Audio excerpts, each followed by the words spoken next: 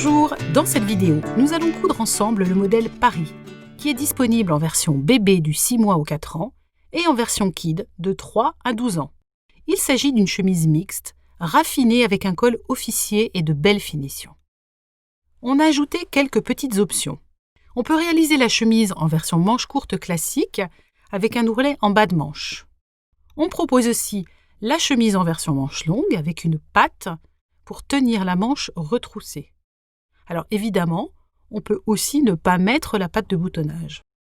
Au niveau des détails, vous avez pour la version manche longue des poignets avec fente et parmenture.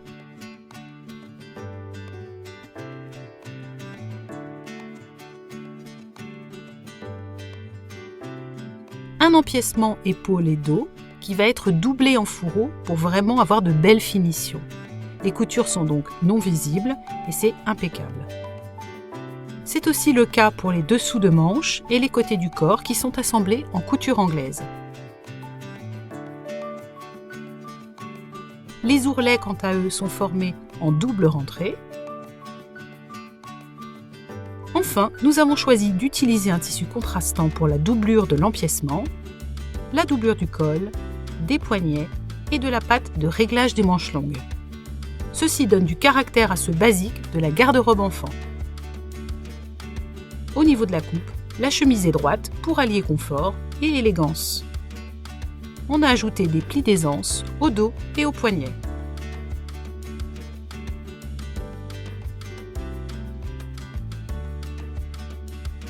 L'ouverture de la chemise se fait par une patte devant entièrement boutonnée et des poignets eux aussi boutonnés.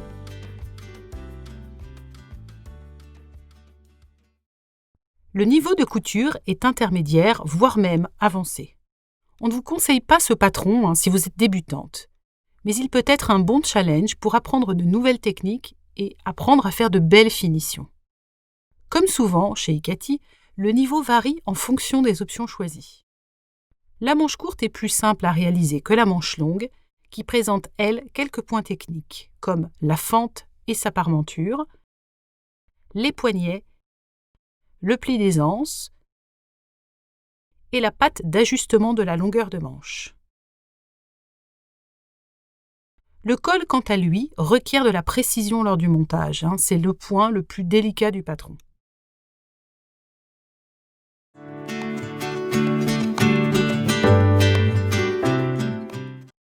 Nous avons pensé le patron Paris de façon à ce que l'on puisse le coudre en tissu chaîne et trame. On peut utiliser de la popeline, de la broderie anglaise ou des plumetis, du velours milleret de poids plutôt chemise, des jeans légers ou des chambrets fins, des Vichy ou des seersuckers, ou encore des lins pour l'été. Alors bien sûr, l'emploi de viscose est possible. Il serait alors recommandé, surtout, de surfiler les lisières afin d'éviter qu'elles ne s'effilochent pendant le montage. Alors même si les coutures sont enfermées sur presque toutes les lisières, il y a quand même besoin de surfiler la viscose. En tout cas, la possibilité d'usage de plein de tissus différents est vraiment vaste. Concernant les détails en doublure, on est exactement sur les mêmes propositions de tissus. Choisissez plutôt un tissu de même poids ou de poids plus léger pour la doublure que pour l'extérieur. Je recommanderais surtout d'utiliser des chutes ou de recycler une vieille chemise en coupant ces petites pièces dedans. Alors, on va faire une petite revue des différentes versions que l'on a cousues, afin que vous puissiez voir les différentes possibilités qu'offre ce patron. Je vais commencer par la version la plus simple, la version qui est plutôt garçon en manche courte et en 18 mois, qui a été réalisée ici dans une popeline à carreaux et qui est doublée dans une autre popeline à carreaux. Ces deux tissus sont des tissus artisanaux indiens qui sont vendus par l'éditeur Merchant & Mills et dont vous retrouverez une sélection sur le site d'Ikati. On a choisi de couper le tissu dans le biais pour la poche afin de créer un effet graphique. On a également choisi de fermer la chemise avec des boutons de 10 mm. On a ensuite cette version manche longue plutôt petite fille, en chambray 7 ans, avec une doublure en satin de coton, intitulée Bouquet, une création d'Ikati, et des boutons écrus. On passe à cette version manche longue en 4 ans, dans un imprimé indien avec une doublure en plumetis. Et enfin, il nous reste cette version mixte, manche longue, en velours Milray stretch, avec des pressions. Au niveau des fermetures, vous verrez que vous aurez besoin de peu de choses. Dans un premier temps, il nous faut de la toile fine thermocollante afin de renforcer les endroits où il y aura des boutons, boutonnières ou pression, et pour la doublure des poignets et du col.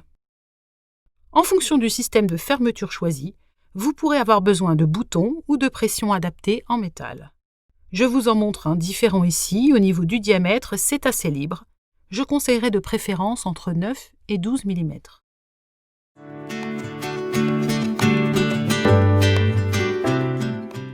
La chemise se coud à la machine à coudre classique, en point droit, pour à peu près tout, ou en tout cas pour l'essentiel. Toutes les marges de couture sont enfermées, à l'exception de celle de l'emmanchure, où il faudra alors faire un point de zigzag sur la lisière. Évidemment, à cet endroit, vous pouvez utiliser une surjeteuse pour coudre et surfiler en même temps, mais franchement, l'usage d'une machine à coudre pour toute la chemise est vraiment ce qui est recommandé.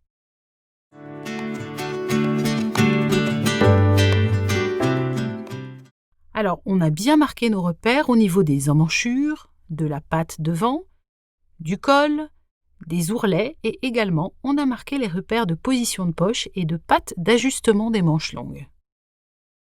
Vous pouvez marquer ces repères à la craie de tailleur ou au stylo textile effaçable à la chaleur, ou encore les marquer comme je l'ai fait ici en passant simplement un fil de bâti.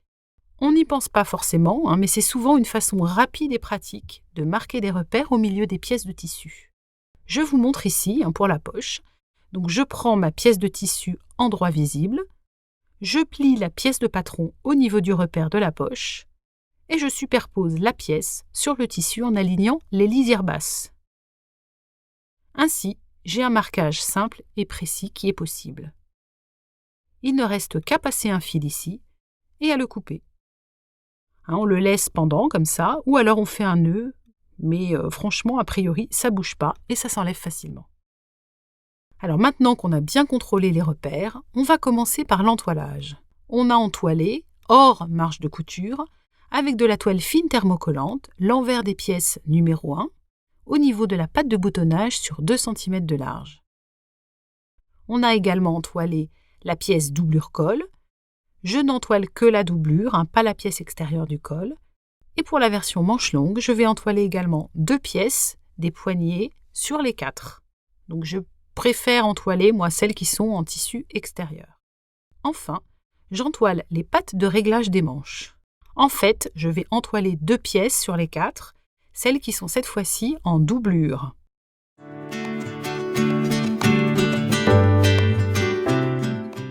Alors, on va tout d'abord préparer tous les petits éléments avant de les assembler les uns aux autres. Je parle en effet des poignets, du col et de la poche. Pour l'option manche longue, on va maintenant préparer les poignets. On va superposer endroit contre endroit les pièces poignets numéro 8, 2 par 2. Alors à chaque fois, on va prendre une pièce en tissu extérieur numéro 1 et une pièce en doublure. On va piquer la partie basse à 7 mm. C'est la partie où il n'y a pas de repère. Moi, j'ai déjà piqué un poignet pour vous montrer. Je vais ouvrir maintenant le poignet à plat et repasser la marge de couture au fer ou à l'ongle. On va évidemment faire de même sur le deuxième poignet. Alors maintenant, je vais superposer endroit contre endroit les pièces de patte de réglage numéro 5, 2 par 2. Donc à chaque fois, je superpose une pièce en tissu extérieur et une pièce en tissu doublure. Il faudra alors piquer au point droit à 7 mm du bord, 3 côtés uniquement. Comme je vous le montre ici, on peut légèrement aller plus loin. Je vais devoir du coup cranter pour pouvoir retourner mes marges de couture. Et on va dégarnir la pointe des pattes en faisant attention à ne pas couper la couture. Puis on va cranter ici, réaliser un rentré de 7 mm sur les longueurs non cousues, du tissu 1 et du tissu 2, qu'on a marqué au fer à repasser. Alors, les tissus 1 et 2, c'est le tissu extérieur et le tissu 2, c'est la doublure. On va commencer à retourner les pattes envers contre envers. Pour les matières fines, aucun souci. Pour des matières un peu plus épaisses comme ici le velours Milray, c'est un peu plus délicat, mais c'est tout à fait faisable. Il suffit d'être précis. On va donc finir de rentrer les valeurs de couture de la dernière longueur des pattes qu'on avait déjà marquées au fer. Donc ça vous facilite le travail. Et donc ça va nous aider à fermer les pattes. On va bien repasser et on surpiquera les 2 pattes de réglage des manches sur leur pourtour. Voilà, je vous montre les pattes surpiquées sur les 2 chemises en cours de fabrication.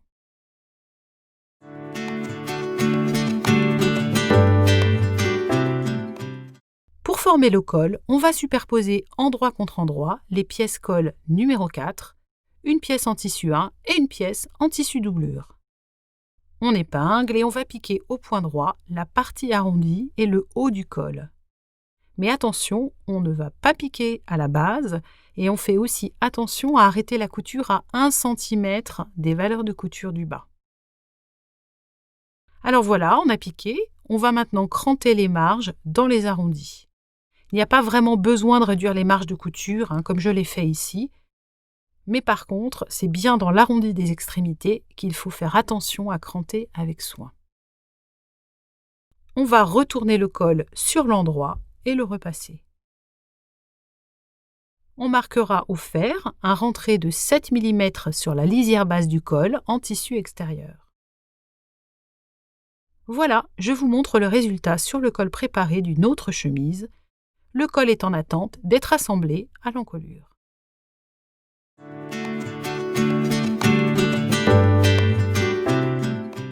En option, on va pouvoir surfiler au point zigzag ou surjeter le pourtour de la poche. Moi, je ne le fais pas ici, mais c'est recommandé si vous utilisez un tissu fuyant ou qui est fragile. Pour l'ourlet du haut, on va réaliser un premier entrée de 7 mm et un deuxième de 1,5 cm et on piquera au point droit. On a piqué et on a coupé un gabarit en carton. Alors moi j'ai utilisé un carton d'emballage pour couper cette pièce. C'est la pièce numéro 10A du patron. On va maintenant placer le gabarit sur l'envers de la poche et on va repasser des rentrées de 7 mm tout autour. Voilà, j'ai repassé les parties basses. On va maintenant placer la poche selon les repères du patron sur l'endroit de la pièce devant numéro 1, plutôt côté gauche, côté cœur au porté. On épingle soigneusement et on va piquer à 2 mm du bord sur les 3 principaux côtés, donc les côtés à gauche, à droite et en bas avec les angles. Comme vous le savez peut-être, aux angles, on va laisser l'aiguille plantée dans le tissu, on soulève le pied presseur de la machine, on déplace le travail, on rabaisse le pied et on continue la piqûre, le long, ainsi de suite. Voilà, j'ai piqué la poche. Vous pouvez renforcer les entrées de cette poche en commençant et en terminant la piqûre par un triangle, comme ici.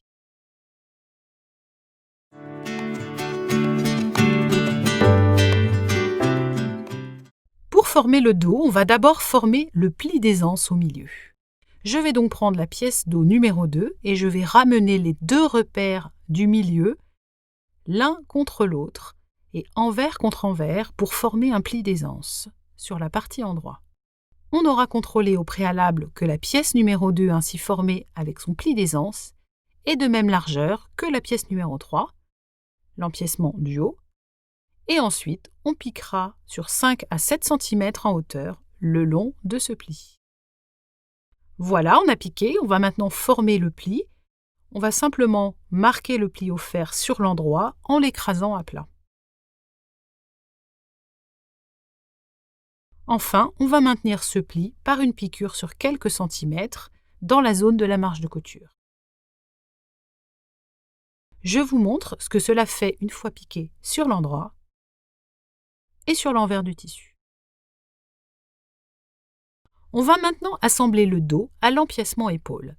Pour cela, je vais placer endroit contre endroit la pièce de l'empiècement épaule, la pièce numéro 3, et la pièce dos, en alignant les lisières comme je vous montre ici. Ensuite, j'épingle et je vais aligner la lisière de la doublure de l'empiècement épaule, endroit contre envers de la pièce dos. Donc, la pièce dos est bien prise en sandwich entre les 2 pièces de l'empiècement épaule. Il me reste à repositionner les épingles à travers les 3 épaisseurs et je vais pouvoir piquer à 7 mm des bords. Voilà ce que cela donne une fois piqué. Je vais placer les 2 empiècements envers contre envers et le dos dans la continuité. Je repasse et en option, je surpique les empiècements. Pour avoir une belle finition avec toutes les coutures enfermées, l'empiècement va être monté en fourreau ou selon la technique du burrito. Je vous montre cela tout de suite. Je vais d'abord placer endroit contre endroit les épaules des devants avec celles de l'empiècement extérieur et j'épingle. Je vais maintenant roulotter bien serré les devants, puis les dos, envers visible ou endroit visible, cela n'a pas beaucoup d'importance. Je vais ensuite attraper l'empiècement intérieur et le passer en dessous des pièces de devant et dos pour venir positionner les épaules endroit de l'empiècement intérieur contre l'envers des devants. Allez, je vous remontre. Je roulotte donc bien serré les devants, puis les dos, envers visible ou endroit visible. Cela n'a pas d'importance, je le répète. Je vais ensuite attraper l'empiècement intérieur et le passer en dessous des devants et des dos pour venir positionner les épaules endroit de l'empiècement intérieur contre l'envers des devants. Voilà, maintenant je vais repositionner mes épingles à travers les 3 épaisseurs et je piquerai à 7 mm. Voilà ce que cela donne une fois piqué. Pour retourner le travail, il ne nous reste qu'à tirer sur un rouleau au niveau de l'encolure. Le reste va venir avec. Je vais ensuite repasser les coutures et en option, je peux surpiquer à la lisière des empiècements. Les coutures sont donc bien enfermées entre l'empiècement extérieur et l'empiècement intérieur.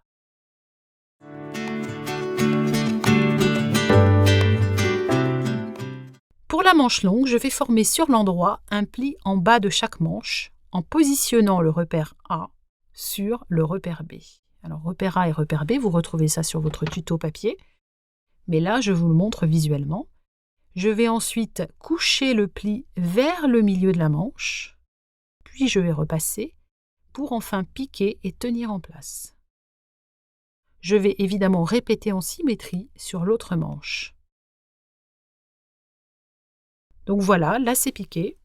Je m'occupe maintenant de former la fente au niveau des poignets. J'ai marqué au fer des rentrées de 7 mm en haut et sur les côtés des pièces de parmenture fente. Ce sont les pièces numéro 9. J'ai marqué une ligne au milieu de mes pièces et je place endroit contre endroit la parmenture de la fente sur le bas des manches au niveau des repères fente du patron. J'épingle et je vais piquer à 5 mm de la ligne de fente. Voilà, je vous montre une fois piqué. Je vais couper à travers les épaisseurs, délicatement au niveau de la couture, tout droit, pour finir en V en haut, comme indiqué sur la pièce du patron. Alors, je fais évidemment attention à ne pas couper la couture, mais je dois aller au plus près de la couture. Je peux retourner la parmenture sur l'envers de la manche longue, et donc la parmenture et la manche sont bien envers contre envers. On va passer par la fente pour retourner cette parmenture. Et je vais marquer à l'ongle et reformer les rentrées de 7 mm autour de la parmenture. Donc le plus simple, c'est quand même de repasser le tout. Donc moi, j'ai bien sûr repassé, épinglé et je vais maintenant piquer à ras de la parmenture pour la tenir en place. Ce que j'ai déjà fait sur l'autre manche, car bien sûr, il vous faut répéter sur l'autre manche en symétrie. Alors, concernant les pattes de réglage de longueur des manches longues, on va d'abord choisir quel tissu, donc le tissu extérieur ou la doublure, on souhaite voir lorsque la patte sera visible, donc c'est-à-dire quand la manche est retroussée. Alors moi, je veux voir le tissu doublure, je trouve que c'est plus d'originalité, donc je vais former un rentré de 7 mm à l'extrémité non pointue des pattes, ou au choix, je vais surfiler pour éviter les surépaisseurs. Je vais poser une patte de manche sur l'envers d'une manche, selon les repères du patron. La pointe de la patte sera bien vers le bas de la manche. On va maintenant piquer en carré le haut de la patte uniquement. Il faut soulever le pied de biche à chaque angle pour poursuivre la couture et de préférence, on laisse l'aiguille plantée dans le tissu à chaque angle. Alors moi j'ai cousu la patte sur l'autre manche pour vous montrer le résultat, car bien sûr, il vous faudra répéter sur l'autre manche avec l'autre patte. On avait aussi vérifié la symétrie sur l'endroit avant de piquer la deuxième patte sur l'autre manche. Et on peut dès maintenant piquer un bouton au centre du carré sur l'endroit de chaque manche et faire une ou deux boutonnières en bas de la patte de chaque manche. Ou alors, on va poser des pressions, mais attention à l'épaisseur qui ne permettra peut-être pas de le faire.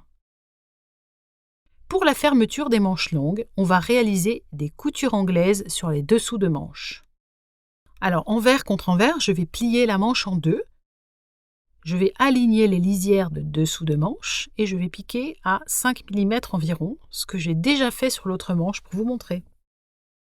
Je vais maintenant réduire la marge de couture à 3 mm tout le long.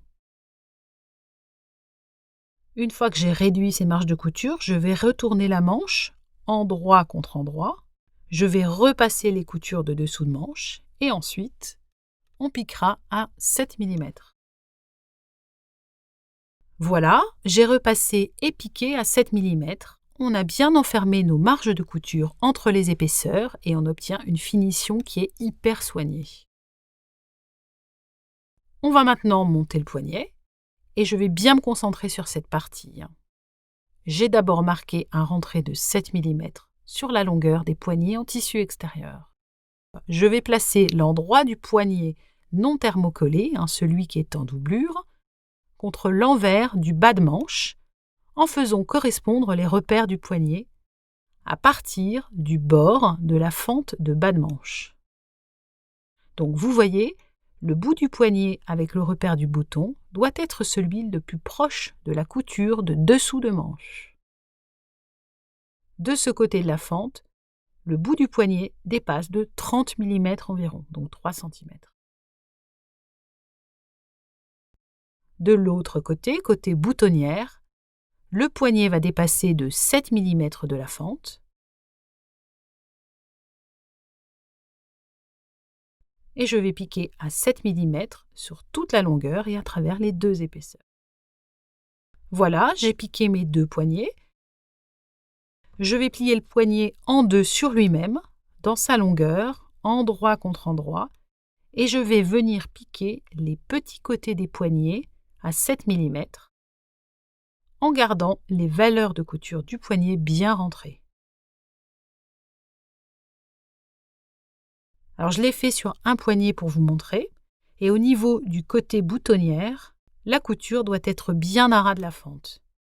Du côté du bouton, il reste environ 2,3 cm, donc les 3 cm moins les 0,7 cm de couture et de marge, ce qui me fait bien 2,3 cm d'espace entre la piqûre et le bord de la fente.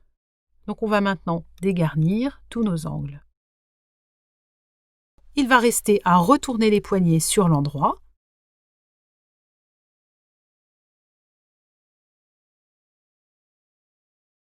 Je vais garder en forme le rentré de 7 mm sur la seconde longueur, qui est non cousue du poignet, et je vais l'épingler le long de la couture précédemment réalisée. J'épingle vraiment soigneusement et je vais piquer au plus près du bord tout le tour du poignet. Je vous montre sur l'autre poignet qui est déjà piqué. Et de votre côté, il va falloir répéter en symétrie sur l'autre manche avec l'autre poignet. Voilà, les poignets sont terminés, les boutonnières et les boutons seront posés en fin de confection.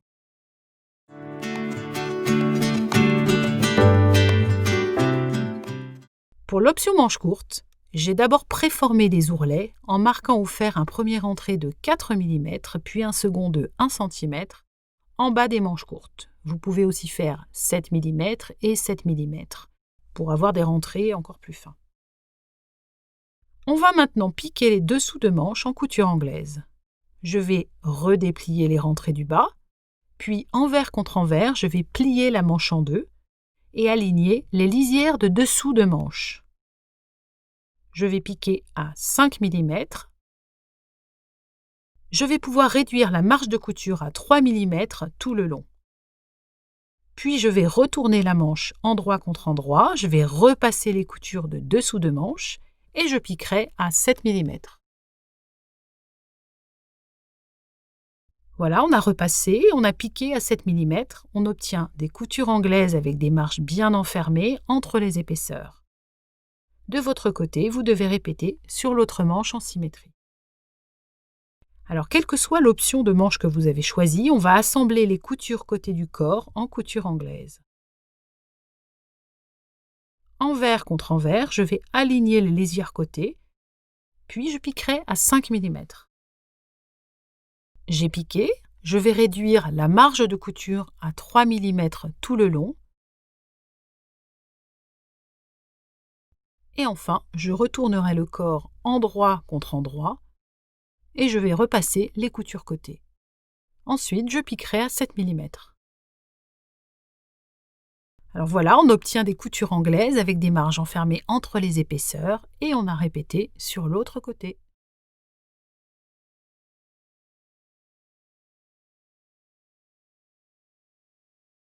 Je vais maintenant enfiler la manche dans le corps. C'est valable pour la manche longue ou la manche courte, mais moi je vais vous montrer avec la chemise bleue manche courte. Donc, on va enfiler endroit contre endroit la manche dans le corps et on va aligner l'emmanchure selon les repères devant qui vont être alignés ensemble, les repères dos ensemble et on va épingler.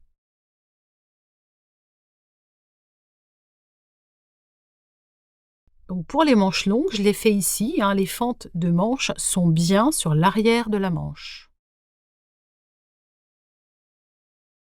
Je vous fais un petit focus sur l'embut de la manche. Il y a un léger embut sur la tête de manche. C'est tout à fait normal et cela va lui donner un joli tombé et plus d'aisance. Alors normalement, on arrive à le résorber avec le doigt et grâce à l'épinglage. Je vous montre ici comment je fais. Alors l'embut se situe entre les repères devant et dos. En épinglant, je vais faire en sorte de mettre un petit peu plus de tissu de manche que de corps. Vous voyez, on a une petite vague comme ceci qui va se former. Si on écrase cette vague, le tissu bouge mais ne forme pas de pli. Ainsi, on a résorbé l'embut, mais on est certain de ne pas piquer de pli. Si en l'écrasant, on voit un pli qui se forme, alors il y a trop de tissu de manche et il faut revoir son épinglage. Voilà une fois terminé, je vous montre. Le dernier point important est de piquer avec le tissu du corps face à vous et le tissu des manches contre la machine. Ainsi, l'embut se résorbe plus facilement. Si vraiment vous n'arrivez pas à résorber l'embut, il est possible de passer un fil de fronce entre les repères devant et dos. Donc on va piquer à 7 mm et on va surfiler ou surjeter les lisières de l'emmanchure ensemble. Je vous montre une fois la manche cousue avec l'embut. On voit bien qu'il n'y a pas de pli sur la manche, mais sur l'endroit, elle a un léger effet gonflant qui lui donne un beau tombé. En option, je vais surpiquer l'emmanchure en ayant couché les marges de couture sous le corps. Moi, je l'ai fait ici en ton sur ton, et on va bien entendu répéter sur l'autre manche.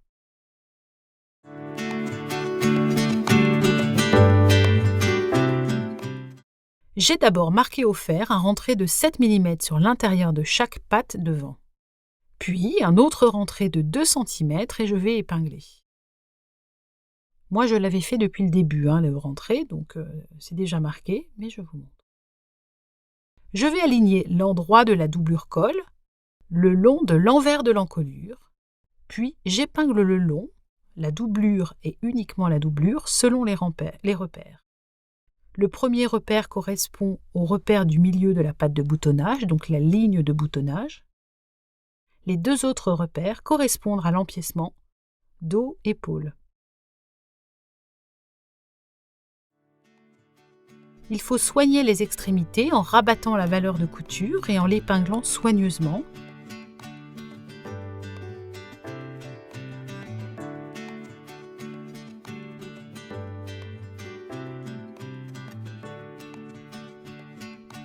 Puis, je vais piquer la base du col en doublure sur l'encolure. Voilà, j'ai piqué, je vais dégarnir les marges de couture.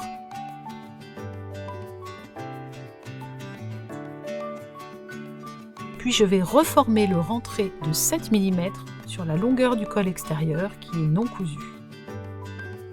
Et je vais l'épingler le long de l'encolure sur l'extérieur du vêtement. Tout ça se fait le long de la piqûre précédemment réalisée. Pour ma part, j'avoue que je préfère rentrer les extrémités avec une pointe fine ou un poinçon et que je préfère coudre à la main par quelques points les bouts, les extrémités de mon col pour vraiment assurer de belles finitions. En tout cas, j'invite vraiment à bâtir, puis à piquer sur l'extérieur du vêtement pour avoir une piqûre bien régulière.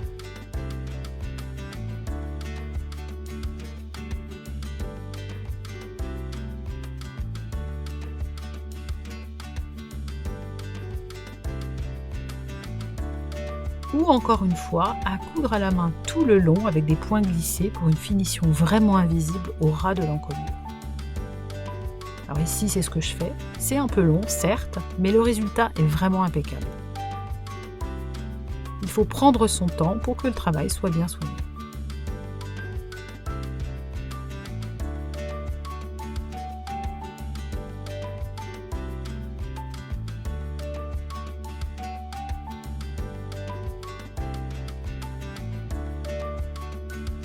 Voilà le résultat avec une surpiqûre en plus sur les deux chemises, la bleue et la velours en 1000 rétomètres.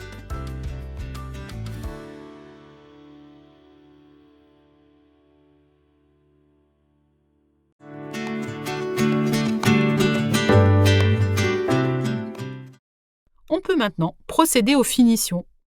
Je vais démarrer par les ourlets du corps. Donc j'ai marqué soigneusement au fer un premier entrée de 7 mm et un second de 7 mm également en bas de la chemise, avec la patte devant dépliée. Alors attention, le bas est légèrement arrondi, donc il faut vraiment repasser avec beaucoup de soin en suivant cet arrondi. On va retourner la patte de boutonnage endroit contre endroit. Le rentré de la patte de 7 mm va lui rester bien marqué. Et je vais la piquer à 1,4 cm selon la ligne de pliure de l'ourlet. Voilà, c'est piqué, je vais dégarnir l'angle et retourner la patte envers contre envers. Il me restera à reformer les deux rentrées de l'ourlet, à repasser de nouveau en option, et en tout cas à épingler très soigneusement, en n'hésitant pas à mettre beaucoup d'épingles, pour bien tenir l'arrondi de votre ourlet, et on piquera à 5-6 mm. Il est plutôt recommandé de piquer avec l'envers de l'ourlet visible sous le pied de la machine, de sorte de bien piquer sur l'ourlet et pas à côté. Pour les manches courtes, je reforme l'ourlet double et je vais le piquer simplement. Ce que j'ai déjà fait ici, sur l'autre manche, pour vous montrer le résultat.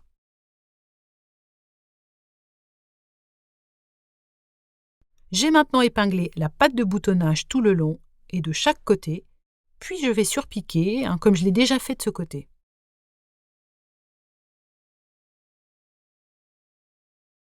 Il reste à poser les boutons et à réaliser les boutonnières. Il faut d'abord réaliser les boutonnières aux emplacements indiqués sur le patron. Alors, il y a d'abord une boutonnière horizontale au niveau du col. Sur la patte devant ensuite, toutes les boutonnières vont être verticales. La boutonnière la plus haute sous le col est indiquée sur le patron et les autres sont à marquer selon l'écartement du tableau du tuto. Alors moi, c'est 6 cm pour le 18 mois, 7 cm pour mon 4 ans.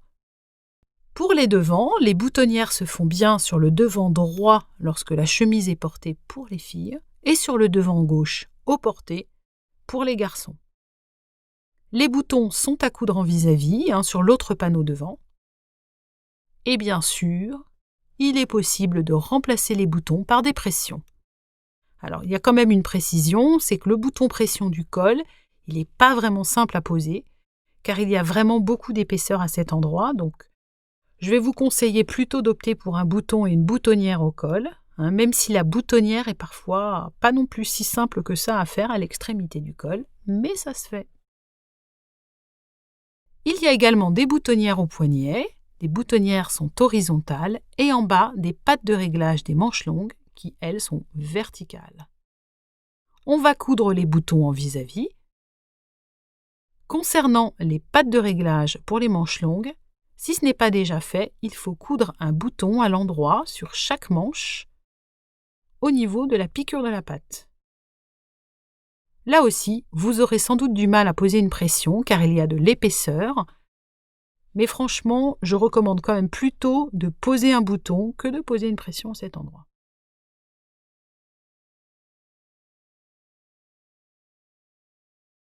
Et voilà, votre vêtement est terminé. J'espère que cette vidéo vous a été utile et vous a appris des petites astuces. Maintenant, il me reste à vous dire bonne couture!